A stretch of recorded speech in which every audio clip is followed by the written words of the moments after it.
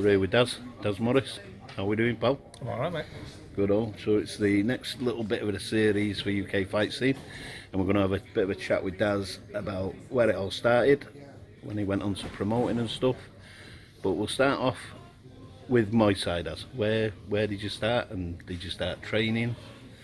Jesus, so my journey in Thai boxing started in 1986 in Cholton Comardy with the late Oliver Harrison. He's recently passed away. Oliver Harrison at the time was under Master Sken. He was a British and European champion at the time. I got bullied at school, badly bullied. I was scared of my own shadow as a kid. And I used to wag school, truant, whatever you want to call it. And my mum was like, "You got to go and do some self-defence." And I was a shy kid. I wasn't one for going into mixing with people and all the rest of it. And we used to live in a paper shop in South Manchester, and this guy used to come in every day, and he had some sort of boxing thing on, these all-in-one suits that they all wore, and it was Oliver Harrison. Anyway, the next day she frogs marched me to this gym that's behind the back of our house, and I go in the room with this guy, and the rest is history. It started there.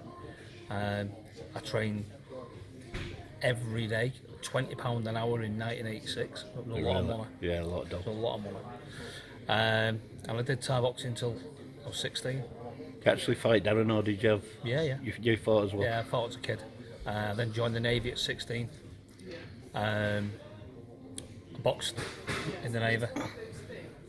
Came out and then didn't do anything for ages. And then just ended up slowly but surely falling back into it, and ended up with Sandy Holt. My last fight was under Sandy. Where was that at, Daz? Around the corner. It was on Steve Riley's Horwich RMI show. HKS? Yeah. Right, blimey. So you enjoyed, obviously, your training and stuff. What was the go-to moment that brought you into, like, thinking, I could instruct this? So, as most people know, or the most people who know me know, I've got a bit of a checker past. People like to talk about my past. That seems to be a topic of conversation. Standard? Yeah, the usual. And whilst away on one of my little holidays, or the only holiday I've ever actually had, but whilst away, I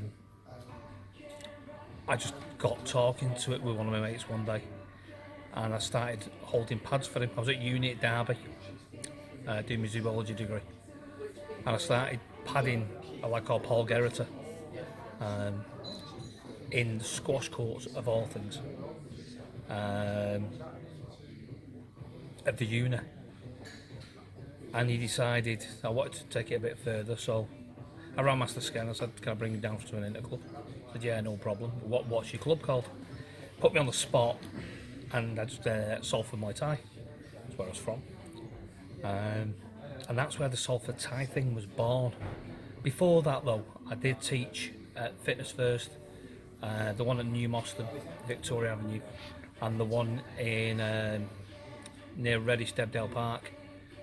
And I was like Fitness First's Manchester sort of martial arts instructor. I was affiliated to Sandy still, because I still trained under Sandy. And that's kind of where it all sort of started and come together. But the Salford Thai thing was kind of born out of obscurity. I didn't do very much. Jez had a couple of interclubs. I think that's about just before I actually got to know you, was the Salford Thai. It's probably about 18 months before then. I then got, there was a seminar, a mixed martial arts seminar, a guy who trained in the same building I was in, and he had someone doing striking for him, but they weren't available on this particular day. So he asked me whether I'd take the striking element of it. I went down, it was about 30-40 people there, and I walked in and all these guys are stood with black belts around the waist and everything else, and I was like, Jesus, what? I didn't know what to expect.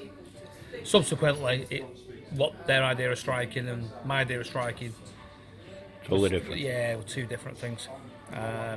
After that, so that was the birth of Salford Muay Thai. Yeah, basically, I sort of recruited about 40 people in one afternoon, and it just went mad after that. And then we started the gym properly, and then we started putting out fighters.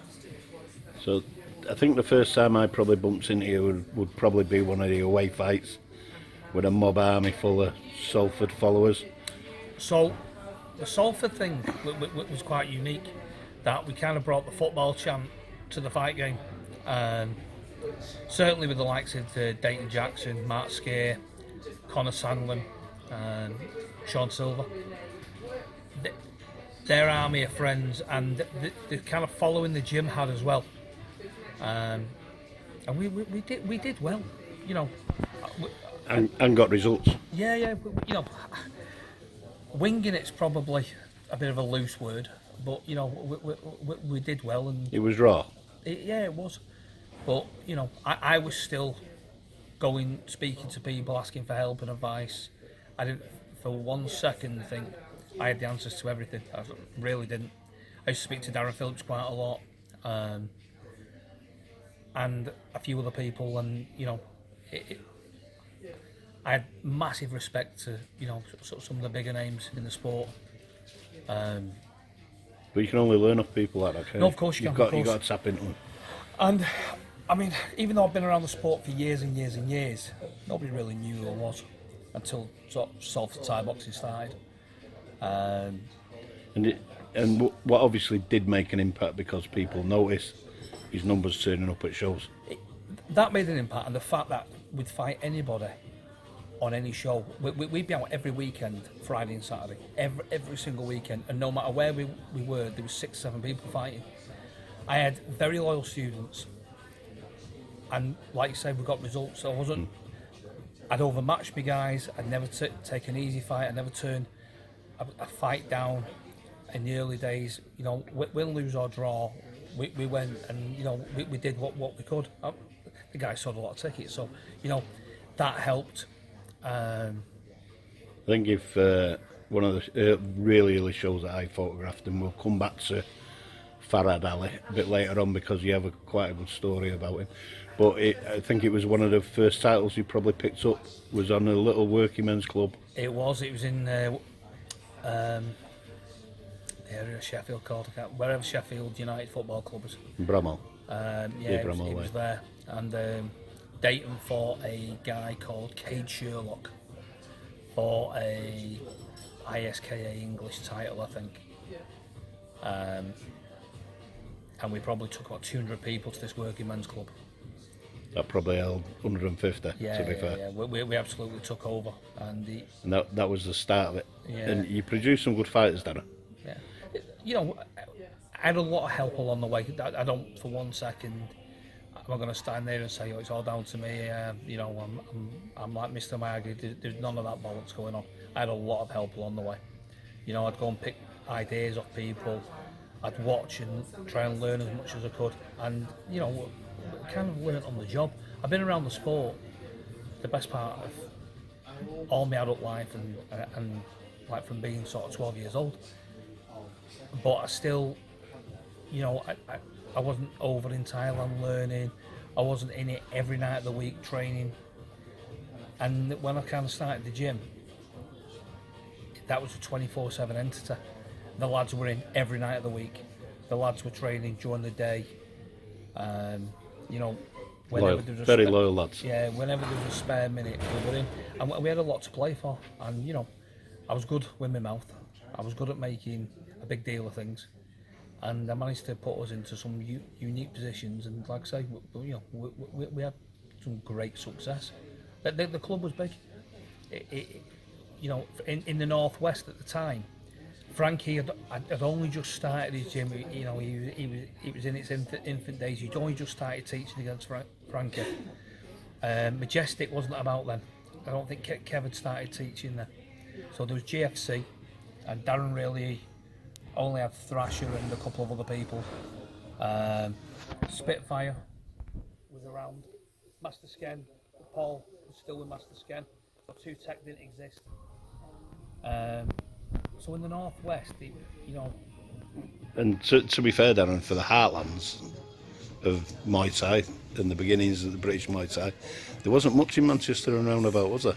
considering Manchester was the Mecca of Muay Thai where it all sort of kicked off and all the rest of it, Yorkshire had definitely taken over. You know, they had the best clubs.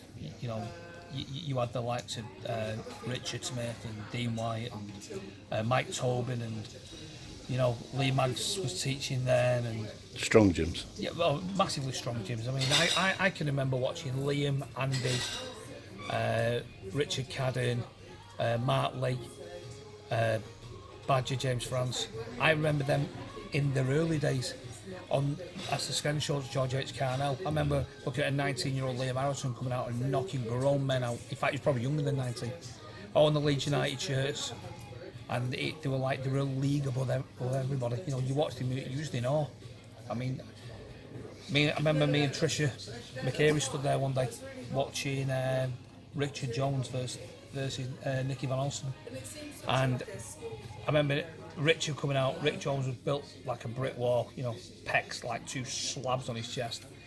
And Nicky comes out, this Dutch fighter, and I didn't really know who he was. He just looked like a young baby-faced kid. And I actually said to Trish, I hope he can fight.